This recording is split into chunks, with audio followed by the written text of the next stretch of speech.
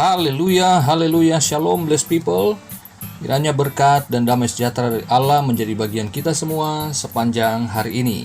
Bersama saya Pendeta Theodorus dari channel Rumah Berkat House of Blessing. Hari ini tema kita adalah pemberian di tengah penderitaan. Firman Tuhan terambil dari 2 Korintus 8 ayat 1-3. Mari kita baca bersama. Firman Tuhan, saudara-saudara, kami hendak memberitahukan kepada kamu tentang kasih karunia yang dianugerahkan kepada jemaat-jemaat di Makedonia. Selagi dicobai dengan berat dalam pelbagai penderitaan, sukacita mereka meluap, dan meskipun mereka sangat miskin, namun mereka kaya dalam kemurahan. Aku bersaksi bahwa mereka telah memberikan menurut kemampuan mereka, bahkan melampaui kemampuan mereka. Saudara yang terkasih, apa yang terlintas di pikiran saudara mendengar tema dan ayat-ayat Alkitab yang baru saja kita baca bersama? Mungkin ada yang sudah hafal mendengar ayat-ayat itu, mungkin juga ada yang baru menangkap maksud tema tersebut setelah tiba di ayat 3. Saya memahami apa yang sedang dialami semua orang di Indonesia, termasuk saudara yang sedang menyaksikan vlog ini. Tetapi, apa yang dialami oleh jemaat-jemaat di dalam pembacaan tadi kiranya dapat membuat saudara tercerahkan dan membuat saudara mengambil posisi seperti mereka. Mari saudara perhatikan bersama pembahasan berikut.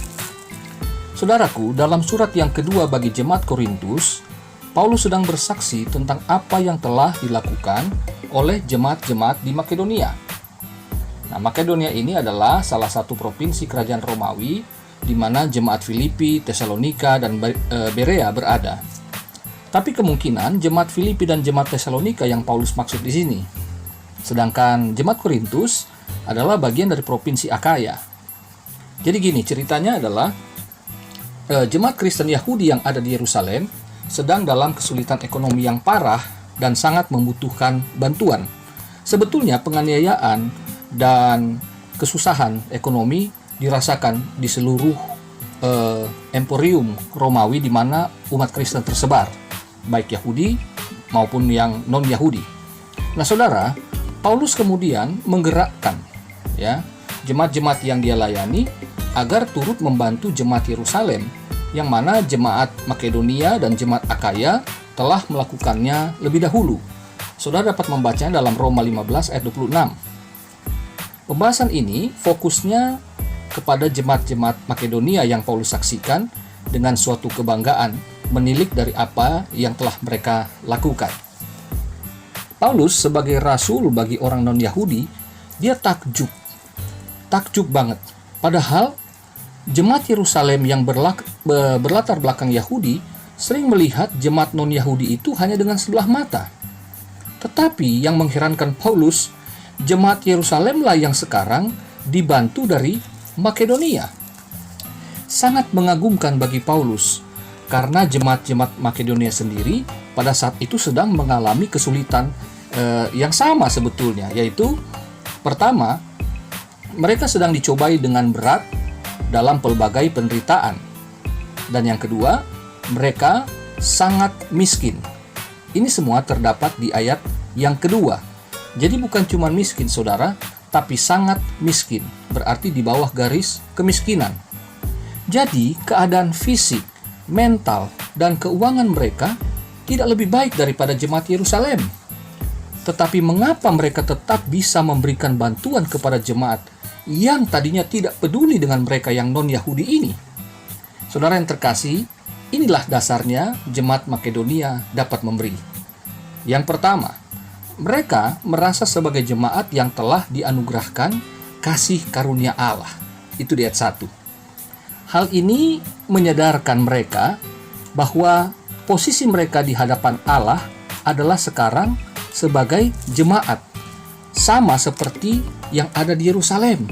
Mereka orang yang terima kasih karunia keselamatan di dalam Yesus Kristus. Yang kedua, mereka memiliki sukacita yang meluap. Lihat yang kedua. Hal ini menunjukkan bahwa roh yang terlihat nyata mengalahkan pelbagai penderitaan yang sedang mereka alami. Yang ketiga, mereka meminta dan mendesak untuk mengambil bagian dalam pelayanan kepada orang-orang kudus. Ayat yang keempat, Dilihat dari bahasa Yunaninya, terlihat jelas bahwa jemaat-jemaat Makedonia merasa bahwa jemaat Yerusalem adalah bagian dari mereka yang harus dilayani. Dengan demikian, saudara, kesadaran akan kasih karunia Allah dan kesatuan tubuh Kristuslah yang membuat mereka dapat melayani dengan sukacita. Nah, sekarang apa yang jemaat-jemaat Makedonia berikan? Tentu saja uang. Berapa banyak? Ya tidak disebutkan. Tetapi yang jelas, Alkitab mencatat menurut kemampuan dan bahkan melampaui kemampuan mereka. Di ayat yang ketiga. Nah, sekarang apakah pemberian uang itu yang terbaik? Jawabannya tidak. Apa dong pemberian terbaiknya? Perhatikan, pemberian terbaik jemaat Makedonia adalah diri mereka. Pertama-tama kepada Allah, kemudian oleh karena kehendak Allah kepada Paulus. Itu di ayat yang kelima. Kok bisa? Ya bisa, karena mereka kaya dalam kemurahan. Ayat yang kedua. Kemurahan ini mereka terima dari kemiskinan Tuhan Yesus Kristus di ayat ke-9. Saudara, ayat ke-9 seringkali banyak disalahartikan. Jadi seolah-olah Yesus yang kaya jadi miskin supaya kita yang miskin menjadi kaya secara materi. Padahal bukan itu. Kekayaan Yesus maksudnya adalah kemurahan hatinya. Ia yang kaya menjadi manusia yang miskin supaya memberi contoh bahwa kemiskinan tidak mencegah kita untuk bermurah hati kepada orang lain. Nah, saudara perhatikan, arti kemurahan itu dari istilah Ibrani yaitu kesempurnaan atau integritas. Jadi, menunjuk pada motif mereka di dalam memberi. Orang yang kaya dalam kemurahan hati akan sanggup memberi dengan kerelaan sendiri yang dari bahasa Yunani berarti pilihan diri sendiri. Jadi, memberi itu sebagai pilihan bebas tanpa paksaan. Nah, sekarang saudaraku yang terkasih, dengan wabah COVID-19 yang entah sampai kapan berakhirnya, ada banyak jemaat, mungkin termasuk saudara, yang tidak bekerja lagi, atau kalau bekerja hanya mendapat upah tidak seperti biasanya, atau bekerja tapi terjadi pemotongan upah. Tentu saja ini sangat berat. Tetapi saya percaya saudara belum sampai dalam kondisi seperti jemaat-jemaat Makedonia, karena saudara masih bisa menonton YouTube, berarti masih bisa beli kuota, bukan? Dalam situasi keuangan yang minus, tentu saudara telah berdoa kepada Tuhan. Dan sisi lain tidak salah juga kalau saudara mengharapkan ada orang yang membantu saudara dalam keuangan. Tetapi sekarang pertanyaannya, bagaimana kalau ada himbauan dari gereja atau pendeta saudara yang meminta untuk memberi persembahan diakonia guna membantu jemaat yang tidak mampu? Apakah saudara akan mendaftarkan diri sebagai penerima atau pemberi bantuan diakonia tersebut? Haleluya. Saudara, mari kita merenungkan bersama. Sangatlah mudah bagi kita untuk memposisikan diri sebagai penerima bantuan, karena memang kita dalam keadaan susah secara keuangan. Tetapi belajar dari jemaat Makedonia, saudaraku, bahwa ternyata memberi itu mencerminkan kemurahan hati Kristus Yesus Tuhan kita. Saudaraku, memang tidak mudah. Kita merasa apabila kita memberi, maka saya akan lebih berkekurangan lagi. Yang sudah minus akan lebih minus lagi. Tetapi saudaraku, prinsip Alkitab, Paulus sampaikan kepada jemaat Korintus sebagai kelanjutan pasal 8 tadi, di pasal 9 ayat ke-6 khususnya, bahwa ada sistem tabur tuai, yang menabur sedikit, menuai sedikit, menabur banyak, menuai banyak. Tetapi saudaraku, prinsip ini bukan menjadi motivasi jemaat Makedonia. Meskipun entah mereka tahu atau mereka tidak tahu akan prinsip ini, tetapi karena mereka terdorong dari hati mereka. Mereka tidak memperhitungkan kesusahan mereka, karena mereka percaya hidup mereka ada di tangan Tuhan. Mereka menyembah kepada Allah yang mereka kenal sebagai Bapa yang tidak mungkin meninggalkan anak-anaknya. Saudaraku, secara sederhana untuk menutup, renungan hari ini saya memberi kesaksian bahwa saya pendeta yang melayani di gereja yang masih kecil. Jemaat bukanlah orang-orang kaya. Mereka juga orang yang sederhana.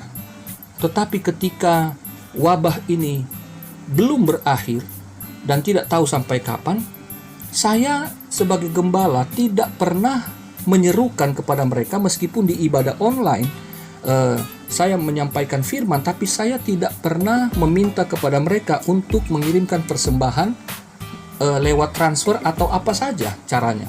Tidak, saya hanya memberikan diri saya kepada Allah, dan saya memberikan diri saya kepada jemaat untuk melayani mereka meskipun kami tidak bertatap muka. Dan saudaraku, jemaat tanpa diminta, mereka ada yang mentransfer kepada saya, ada juga yang menitipkan melalui makanan, ditaruh amplop di dalamnya. Dan saya sangat terharu karena saya tahu mereka bukan jemaat yang berkelebihan. Saat ini mereka pun lagi dalam kesusahan, tetapi mereka tetap masih dapat memberi. Ini semua bukan karena saya yang menyuruh, tetapi karena mereka punya kemurahan hati, di mana kasih mereka bertumbuh dari pemberitaan firman yang selama ini mereka dengar kepada Yesus yang mereka imani itu. Saudaraku yang terkasih dalam Tuhan, demikian juga dengan saya sebagai hamba Tuhan. Saya tidak berkelebihan, tetapi ketika saya dapatkan berkat, baru saya terima transferan. Saudaraku, ini kesaksian. Tahu-tahu ada WA masuk, ada beberapa keluarga yang sedang dalam kesusahan, dan saya segera membantu mereka. Saya tidak memikirkan apakah Tuhan akan membalas atau tidak. Tidak ada sama sekali motif seperti itu. Saya teringat kepada mereka dan saya memberi. Dan saudaraku, sampai saat ini Tuhan tidak pernah tidak tepat waktu. Ia selalu memberi. Saya mendapat sembako 10 paket. Saya memberikan 6 paket kepada keluarga yang membutuhkan. Saya memberikan tambahan lagi sehingga kami hanya terima 2 paket kepada orang yang membutuhkan. Dan saudara, saya menerima berkat terus-menerus. Ada saja yang menjadi penggantinya tanpa saya menuntut, tanpa saya meminta. Karena saya memberi bukan karena saya berlimpah, tapi karena saya mau seperti Tuhan yang saya layani, Yesus Kristus yang kaya akan kemurahan. Saudaraku, mari kita merenungkan bersama firman Tuhan hari ini. Kiranya kita senantiasa dapat menjadi pemberi meskipun kita ada di tengah penderitaan. Tuhan Yesus memberkati kita semua. Selamat menjalani hari di dalam kasih dan kemurahan Tuhan. Tuhan Yesus memberkati kita semua. Mari kita satu dalam doa. Bapa dalam sorga, terima kasih atas firman-Mu. Jemaat Makedonia telah mengajarkan kami untuk mempunyai kemurahan hati dan kerelaan keikhlasan. Hari-hari ini kami jujur Tuhan, kami sedang dalam kesusahan. Tetapi kalau jemaat Makedonia sanggup untuk menolong orang lain, mereka mungkin tidak lebih susah dari kami.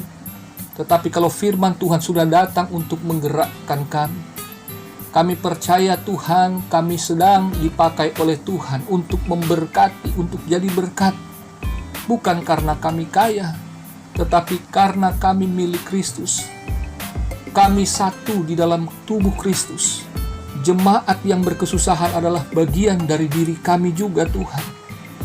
Kami tahu kalau mereka akan ditolong, itu berarti kami mampu untuk melakukannya.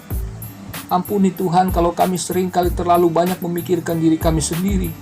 Kami selalu menganggap diri kami miskin, kami tidak punya apa-apa, padahal kami punya kasih dan kemurahan-Mu. Dan firman-Mu mengajarkan tidak mungkin Bapa di sorga tutup mata kepada kami, tetapi Tuhan jangan biarkan kami punya motivasi untuk timbal balik, motivasi untuk tabur tuai itu. Kalau kami memberi, Tuhan akan membalas. Tuhan tolong, meskipun itu firman-Mu yang mengajarkan, tetapi janganlah menjadi motivasi utama kami ketika kami memberi. Tuhan, seperti jemaat Makedonia tidak disebutkan berapa banyak mereka memberi. Tetapi ketika ada dorongan untuk menolong, mungkin saudara kami, mungkin keluarga kami, mungkin juga ada tetangga kami yang susah, yang saat itu Tuhan membutuhkan. Tuhan, kami mau mengelurkan tangan kami untuk menolong mereka. Bapa, jadikan kami berkat. Jadikan kami berkat. Karena hari-hari ini Tuhan, masa yang sukar, banyak orang hanya menginginkan diberkati, tetapi kami mau seperti Kristus untuk memberkati orang lain. Terima kasih Bapa, kami percaya kami tidak akan berkekurangan karena kami punya Engkau. Kami siap menjalani hari. Berkati hari ini, berkati Tuhan saudara-saudara kami, berkati mereka, karena kami juga telah diberkati Tuhan. Terima kasih Bapa dalam sorga, ini doa sembahyang kami. Kami siap menjalani hari penuh dengan sukacita, di dalam kelimpahan anugerah kasih karunia-Mu. Dalam nama Tuhan Yesus, haleluya, amin.